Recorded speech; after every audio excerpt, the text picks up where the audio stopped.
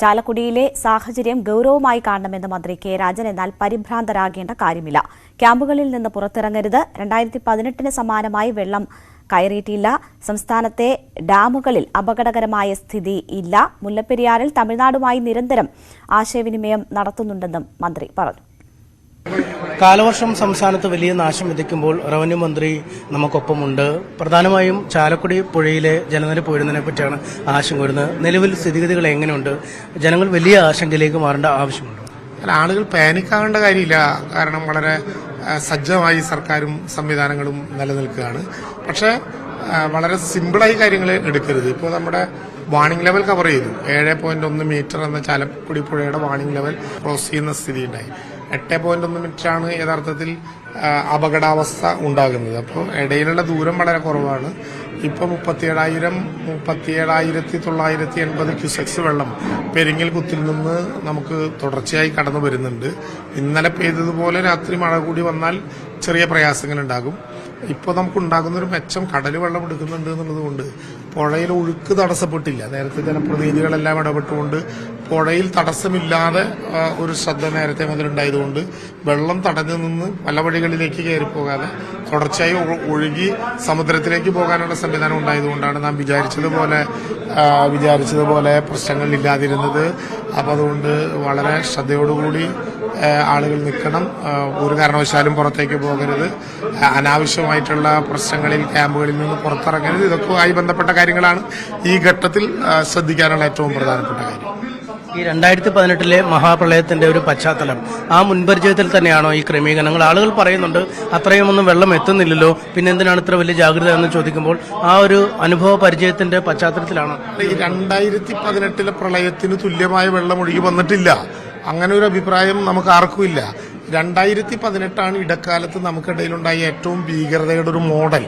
സ്വാഭാവികമായിട്ടും ഈ ആളുകളെ വിക്റ്റ് ചെയ്യുമ്പോൾ റവന്യൂ വകുപ്പിന് അല്ലെങ്കിൽ സർക്കാരിന് അല്ലെങ്കിൽ ജനപ്രതിനിധികൾക്കൊരു കണക്കുണ്ട്. ഏറ്റവും അടുത്ത് കിടക്കുന്നവർ, പിന്നെ ഇടയിൽ കിടക്കുന്നവർ, കുറച്ചുകൂടി അകലെ കിടക്കുന്നവർ. ഇത് മൂന്നും കൂടിയതാണ് സാധാരണ ആളുകളെ മാറ്റിപ്പാർപ്പിക്കുന്നതിനുള്ള ഒരു സ്ട്രാറ്റജി. ഇപ്പോൾ വളരെ പെട്ടെന്ന് നേരത്തെ ബഹുമാനപ്പെട്ട MLA പറഞ്ഞതുപോലെ 4000 ക്യൂസെക്സ് വെള്ളം ഉണ്ടായിരുന്നിടത്ത് നിന്ന് കുറച്ചു നേരം അങ്ങ് കഴിയുമ്പോഴേക്കും 18,000 ക്യൂസെക്സ് വെള്ളത്തിലേക്ക് വിടുന്ന അളവങ്ങ് കൂടുമ്പോൾ ഏറ്റവും അവസാനത്തെ ആളെ കൂടി മാറ്റിപ്പാർപ്പിക്കലാണ്, ജീവൻ രക്ഷിക്കലാണ് ഒരു പ്രധാനപ്പെട്ട പ്രശ്നം എന്നുള്ളത് കൊണ്ടാണ് അങ്ങനെ വരുന്നത്. വെള്ളം വന്നില്ല വിചാരിച്ച അർത്ഥത്തിൽ എന്നുള്ളത് കൊണ്ട് അത് നമുക്ക് ഗുണകരമായി എന്ന് മാത്രമേ കരുതാൻ കഴിയുള്ളൂ. അങ്ങനെ വെള്ളം ഈ പറയുന്ന അളവിൽ തുടർച്ചയായി ഫ്ലോ ചെയ്തിരുന്നെങ്കിൽ ഇവിടെ ഉണ്ടാകാമായിരുന്ന ഒരു തടസ്സം യഥാർത്ഥത്തിൽ പോയത് 2018 ഉണ്ടായതുപോലെ സമുദ്രം വെള്ളം എടുക്കാത്തൊരു പ്രശ്നം ഉണ്ടായില്ല. ഈ സമയത്ത് വേലി ഇറക്കമായിരുന്നു. അതുകൊണ്ട് തന്നെ സുഖകരമായി വെള്ളം ഒഴുകിപ്പോകാനുള്ളൊരു സൗകര്യം ഉണ്ടായി. ഇടയിൽ തടസ്സങ്ങൾ ഉണ്ടായില്ല. അതുകൊണ്ട് നമ്മൾ ജാഗ്രതയിൽ നിന്ന് മാറരുത്. ആളുകൾ വെള്ളം വന്നിട്ടേ കയറൂ എന്ന് തീരുമാനിച്ചാൽ കഴിഞ്ഞ തവണത്തെ അനുഭവം അങ്ങനെ വന്ന നേരത്ത് കയറാൻ കഴിഞ്ഞില്ല എന്നുള്ളതാണ്. കഴിഞ്ഞ തവണയും ഇതുപോലെ ആഗസ്റ്റ് 15-ാം തീയതി ചെറുതായി വെള്ളം വന്നു തുടങ്ങിയപ്പോൾ ആളുകളോട് മാറിപ്പാർപ്പിക്കാൻ പറഞ്ഞു. പലരും മാറാത്തത് പിന്നീട് ഹെലികോപ്റ്റർ വന്ന് മാറ്റേണ്ട ഗതികേടുണ്ടായി. 3 ദിവസം കയറിയ സ്ഥലങ്ങളിൽ തന്നെ ഇരിക്കേണ്ട സ്ഥിതി ഉണ്ടായി. അപ്പം അതുകൊണ്ടാണ് അത് മാറ്റുന്നതിന് വേണ്ടി ഏറ്റവും വേഴ്സ്റ്റായിട്ടുള്ള അപകടം ഉണ്ടായാൽ പോലും അതിനെ നേരിടാൻ കഴിയുന്ന വിധത്തിലുള്ള ഒരു സ്ട്രാറ്റജി ജില്ലാ ഭരണകൂടം പ്ലാൻ ചെയ്തത് ആ സാഹചര്യത്തിലാണ്. ഈ സംസ്ഥാനത്തിന്റെ മറ്റിടങ്ങളിലെ അവസ്ഥ, പ്രത്യേകിച്ചും ഇടുക്കിയിൽ മുല്ലപ്പെരിയാറിൽ നിന്ന് വെള്ളം രാവിലെ ഒഴുകി തുടങ്ങുമെന്നാണ് ജാഗ്രത കൊടുത്തിരിക്കുന്നത്. സംസ്ഥാനം തമിഴ്നാടിന് കത്തയച്ചു കൂടുതൽ വെള്ളം തമിഴ്നാട്ടിലേക്ക് കൊണ്ടുപോകും. സംസ്ഥാനത്തെ മറ്റവസ്ഥ എങ്ങനെയാണ്? ഇല്ല, ഡാമുകളിലൊന്നും അപകടകരമായിട്ടുള്ളൊരു സ്ഥിതിയില്ല കഴിഞ്ഞ പ്രളയത്തെ പോലെ. കാരണം 2018 പ്രളയാനുഭവങ്ങളെ കൂട്ടിവെച്ചുകൊണ്ട് നമ്മൾ വളരെ പ്രധാനമായും റൂൾ കർവ് എന്ന് പറയുന്ന ഒരു സംവിധാനം ഉണ്ടാക്കിയതുകൊണ്ട് മാക്സിമം വാട്ടർ ലെവലിന് വളരെ മുമ്പാണ് റൂൾ കർവ് ഉണ്ടാവുക. അപ്പോൾ റൂൾ കർവ് എത്തുന്നതോടുകൂടി തന്നെ വെള്ളം തുറന്നു വിടാൻ നടത്തുന്ന വിധത്തിലുള്ളൊരു ശ്രമം നടക്കുന്നതുകൊണ്ട് വേറെ അപകടം ഉണ്ടാകില്ല. 116-ലെത്തിയ 136-ലാണ് ഇപ്പോൾ മുല്ലപ്പെരിയാർ എത്തി നിൽക്കുന്നത്. 137 അവരുടെ ഈ പറയുന്ന റൂൾ കർവ്. പക്ഷെ അവർ അഡ്വാൻസായി ഫസ്റ്റ് വാണിംഗ് ആണ് നമുക്ക് നൽകിയിട്ടുള്ളത്. ഇനി 2 വാണിംഗ് കൂടി ലഭ്യമാകാനുണ്ട്. മലമ്പുഴയിലും ഇന്ന് രാവിലെ തുറക്കും. പക്ഷെ ഒരു ഡാമിലും വേറെ പ്രയാസങ്ങൾ ഉണ്ടാകാനുള്ള പ്രയാസമുണ്ടാകും എന്ന് തോന്നുന്നില്ല.